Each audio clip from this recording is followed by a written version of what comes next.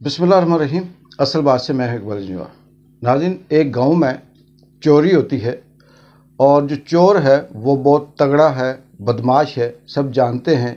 एक अरसे से वो गांव में चोरी कर रहा था, मुख्तलिफ घरों में।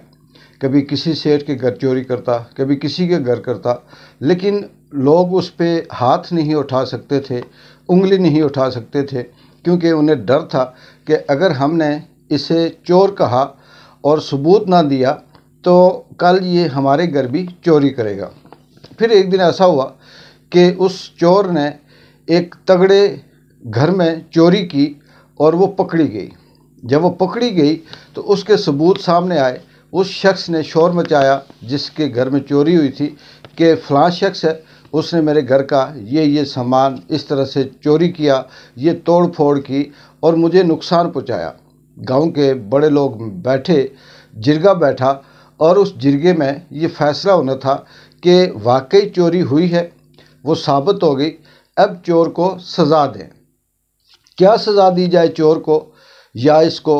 सोशल बाइकाट किया जाए, या इसको गांव से निकाला जाए, या फिर इसने जो चोरी की है वो सामान वापस करके इसे इस गांव से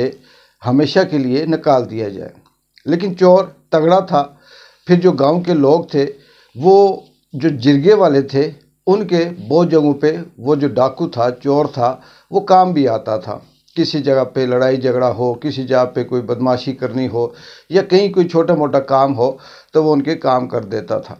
इसलिए जिरगे वालों ने थोड़ा सा हाथ हल्का रखा और ये फ़ैसला किया कि चोरी हुई है, हमें पता चल गया है, लेकिन अब चलें इससे गलती हुई तो हम चोर को ये कहते हैं कि वो मुतासरा शख्स से जिसके घर उसने चोरी की उससे माफ़ी मांगे और उसके साथ राज़ीनामा करे और इस मसले को रफ़ा दफ़ा किया जाए, बात को आगे बढ़ाया जाए ताकि हमारे गांव के अंदर अमन रहे, सुकून रहे। लेकिन वो जिसके घर चोरी हुई थी वो इस बात पे राज़ी नहीं था। उसका एक ही मुतालबा था कि जितनी चोरियां हुई हैं मेरे घर के अलावा भी वो भी इससे बरामद की जाएं और इसे सज़ा दी जाए। लेकिन गांव के लोग इस बात पे बाज़िद थे कि मामले को ख़त्म करके इसे जो कुछ हो गया, इसकी ये माफ़ी मांगता है, आगे बढ़ते हैं। अगर हम इस स्टोरी को आज के तनाज़र में हमारे मुल्क के अंदर जो सियासी सिनेरियो चल रहा है उसे देखें तो पाकिस्तान के अंदर भी जिरगे के जो लोग हैं, चाहे वो अदलिया हो, मीडिया हो, ब्यूरोक्रेट्स हो, मुक़्तदर हलके हों, या दीगर जो इनके मनपसंद ममालिक जिसमें अमेरिका टाइप लोग आते हैं, ये बात करते हैं कि पाकिस्तान में पिछले 50 सालों से नून लीग, पीपल्स पार्टी या MQM या इनके साथ छोटी मोटी जो इत्तेहादी जमातें थी, उन्होंने न सिर्फ करप्शन की बल्कि मुल्क लूटा, झूठे वादे किए, मुल्क को जो कर्ज़े थे उनमें इजाफ़ा किया, मुल्क के अंदर किसी किस्म की तरक्की नहीं की और 50 साल ये सिर्फ आते रहे, लूटते रहे, डाके डालते रहे और वापस बाहर भागते रहे। फिर हुआ ये कि पाकिस्तान के अंदर तीसरी सियासी जमात ने एंट्री डाली और वो पाकिस्तान PTI, पाकिस्तान तहरीक इंसाफ, इमरान खान जब से सियासत में आया है आज तक जितनी भी इमरान खान की तकरीरें हैं, वीडियो हैं, इंटरव्यूज़ हैं, उसमें वो एक ही बात करते हैं कि पाकिस्तान को लूटा जा रहा है। ये दो बड़ी सियासी जमातें हैं, ये मिलकर खा रही हैं और इनके पीछे एक ताकतवर हलकों का हाथ है, वो इनको अपनी मर्ज़ी से इस्तेमाल करते हैं, जिसकी वजह से ये मुल्क तरक्की नहीं कर रहा। फिर इमरान खान सियासत में आने के साथ साथ जब वो इस सिस्टम में दाखिल हुए तो वो ख़ुद वज़ीर आज़म बने। जैसे ही उस कुर्सी पे बैठे तो उन्हें अंदाज़ा हुआ कि बहुत सी ऐसी बातें हैं जो उन्हें पहले नहीं पता था या शक शुबे में थी, वो भी यकीन में बदल गई और ये अंदाज़ा हुआ कि इस मुल्क के अंदर वाकई बहुत बड़े लुटेरे, डाकू हुक्मरानी करते आए हैं। सियासत में उनका ये कहा जाना कि जी उन्हें सियासत नहीं आती, ये कहना कि वो सख्त है, ये कहना कि वो बातचीत नहीं करते, پھر میڈیا جیسے لوگوں کے جو اس جرگے کے اندر لوگ تھے انہوں نے یہ کہنا شروع کیا کہ بات چیت کریں، دفع کریں، معاملے کو ختم کریں اور آگے بڑھیں، ملک کو چلائیں۔ موجودہ جو 2024 میں الیکشن ہوئے 8 فروری کو، اس کا ڈرامہ، تماشا، اسکرپٹ جو بھی ہے وہ سب آپ کے سامنے ہے۔ کس طرح سے دھاندلی کی گئی، کس طرح سے لوٹا گیا، کس طرح سے 2 نمبری کی گئی، کس طرح سے پاکستان تحریک انصاف کو کچلا گیا، کس طرح سے نشان چھینا گیا، ان کے کارکنوں کو بند کیا گیا، خواتین بچوں کو مارا گیا، انہیں گرفتار کیا گیا، ان کے اوپر کیسز بنائے گئے، لوگوں کے بزنس تباہ کر دیے، لوگوں کے گھر توڑ دیے اور یہاں تک کہ زندگی اجیرن کر دی۔ وہ لوگ جو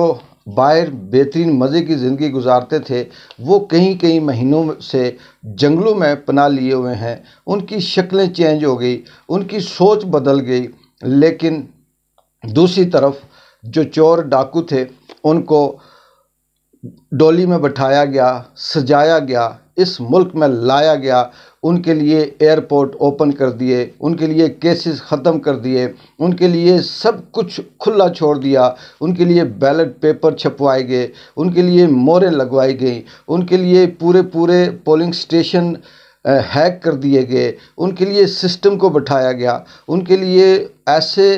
DRO کو لگایا گیا جو حکمرانوں کی کہنے پہ چلنے والے تھے۔ سب کچھ کیا گیا لیکن پھر بھی وہ جیت نہ سکے۔ جب وہ جیتے نہیں، پاکستان تحریک انصاف نے جب یہ سب کچھ ہونے کے باوجود بھی اپنی اکثریت، اپنی مقبولیت کو برقرار رکھا اور اس کے علاوہ کوئی حل نہیں تھا آئینی طور پہ یا جمہوری طور پہ، قانونی طور پہ، کہ جس کی اکثریت ہے وہی حکومت بنائے۔ تو پھر جب عمران خان کو ایک ڈیل دی گئی، دوسری ڈیل دی گئی، بار بار یہ کہا گیا پیپلز پارٹی سے مل کر حکومت بناؤ، نون لیگ کے ساتھ مل کر حکومت بناؤ، لیکن اس نے کہا کہ میں نون لیگ، پیپلز پارٹی اور MQM کے ساتھ کسی قسم کا کوئی اتحاد نہیں کرتا۔ پھر بیانیہ چھوڑا گیا میڈیا کی طرف سے، بیوروکریٹس کی طرف سے، سیاسی تجزیہ کار اور تبصرہ نگاروں کی طرف سے، میڈیا میں آ کر بیٹھ کر یہ کہنے والے کہ جی ہم نے یہ آفر کی کہ ہمارے ساتھ بیٹھیں، ہم نے یہ آفر کی کہ ڈیل کر لیں، ہم نے یہ آفر کی کہ مل کر حکومت بناتے ہیں۔ پیپلز پارٹی نے کہا جی ہم نے آفر کی، نون لیگ نے کہا جی ہم نے آفر کی۔ سوال یہ پیدا ہوتا ہے کہ آپ نے یہ آفر کیوں کی اور کب کی؟ نون لیگ، پیپلز پارٹی جو اس وقت بڑی سیاسی جماعتیں ہیں پاکستان میں PTI کے بعد، انہوں نے یہ آفر اور یہ ڈیل، یہ جو مذاکرات، یہ اس وقت آفر کی جب وہ یہ سمجھ چکے تھے کہ ہم شکست خوردہ ہو چکے ہیں، ہماری مقبولیت ختم ہو گئی، ہماری سیاست ختم ہو گئی۔ نون لیگ جس کو 10 سیٹیں ملنی تھی اس کو 80 سیٹیں دی گئی، پیپلز پارٹی جس کو 15 سیٹیں ملنی تھی اس کو 56 سیٹیں دی گئی، MQM جس کو 1 سیٹ بھی ملنا مشکل تھی اس کو 17 سیٹیں دی گئیں۔ اب انہیں پتہ چل گیا کہ ہم نے لوٹا ہوا بھی ہے، ہم نے کھایا ہوا بھی ہے، ہم نے اپنے پیٹ بھرے ہوئے ہیں۔ اب اس حکومت کو مزید کھوکھلا کرنے کے لیے، اس ملک کو مزید نوچنے کے لیے ایک ہی راستہ ہے کہ ہم عمران خان کی طرف یہ ہاتھ بڑھائیں کہ آپ آئیں اور ہمارے ساتھ مذاکرات کریں۔ عمران خان نے اپنے لیے سیاست نہیں کرنی کہ وہ آپ سے مذاکرات کرے، عمران خان نے آپ سے کسی قسم کی ڈیل نہیں لینی کہ وہ آپ سے مذاکرات کرے۔ عمران خان کی جو سیاست ہے وہ نظریے پہ ہے، عمران خان کی جدوجہد اس ملک کے اندر رول آف لا کی ہے، عمران خان کی جدوجہد اس ملک کے اندر جمہوریت کی ہے، عمران خان کی جدوجہد اس ملک کے اندر تمام اداروں کو اپنے اپنے ڈومین میں کام کرنے کی ہے، اور وہ ڈیل کر کے یہ کل تک بدنام کرتے، اسے ناکام کرتے، اس کی مقبولیت کو ختم کرتے، اور یہ کلوایا جا رہا ہے کچھ اسپوک پرسنوں سے، کچھ میڈیا کے چینلوں سے، کچھ جیو جنگ گروپ جیسے جو پہلے سے بکے ہوئے لوگ ہیں ان سے، کچھ نون لیگ اور پیپلز پارٹی کے سیاستدانوں سے کہ عمران خان نے ہماری بات نہیں مانی اس لیے ہم نے حکومت کی۔ اب سوال یہ پیدا ہوتا ہے کہ آپ کی بات وہ کیسے مانتا؟ آپ اس گاؤں کے چور ڈاکو کی طرح आपने सब कुछ लूटा, सारे गांव लूटे, सारे घर लूटे, और आखिर में जब आप पकड़े गए, जब आपके पास भागने का रास्ता नहीं बचा, जब आपने देखा कि हमारे पास अब कुछ भी नहीं है, इस गांव के अंदर भी हम बदनाम हैं, गांव से बाहर इंटरनेशनल दुनिया के अंदर भी बदनाम हैं, तो लिहाजा हम ये ऑफ़र करते हैं कि चलें जी, रफ़ा दफ़ा करें और आगे चलते हैं, मुल्क को चलाते हैं। मैं उन दानश्वरों की, उन एंकरों की, उन सहाफ़ियों की, उन सियासतदानों की, उन वकला की, उन डॉक्टरों की, उन स्पोक पर्सनों की ये कहूँगा कि ये आपकी सबसे बड़ी इंटेलेक्चुअल डिसऑनेस्टी है, ये आपकी सबसे बड़ी जो अपने शऊर के साथ बददियानती है, ये आपकी सबसे बड़ी इस मुल्क की अवाम के साथ गद्दारी है कि सब कुछ समझते हुए भी, जानते हुए भी आप चोर डाकुओं को मिला रहे हैं इमरान खान के साथ, जिसका इस वक्त तक उसे मारा गया, उसकी बीवी को जहर दी जा रही है, उसकी ज़िंदगी तंग कर दी गई है, लेकिन उसके ऊपर ना कोई करप्शन का केस निकला, उसके ऊपर ना कोई बाहर जायदाद निकली, और उसके ऊपर किसी किस्म का ऐसा एलिगेशन नहीं अभी तक साबित हुआ जिसे पकड़कर आप उसे सज़ा दे सकें। तो मेरा कहने का मतलब ये था कि इमरान खान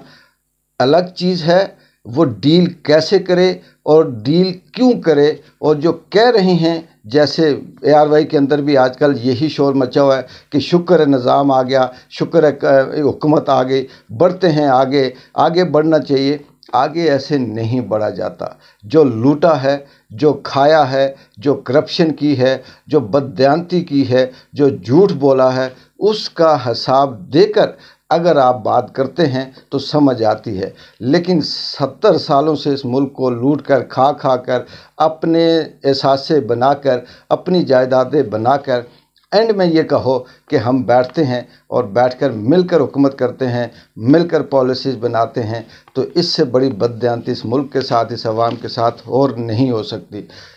इंशाअल्लाह ताला हमेशा सच, हक और दयानतदारी इस दुनिया में रही है और उसी की कामयाबी रही है। कल तक क्या नई डेवलपमेंट होती है, तब तक के लिए इकबाल जंजवा को इजाज़त दें। अल्लाह हाफ़िज़।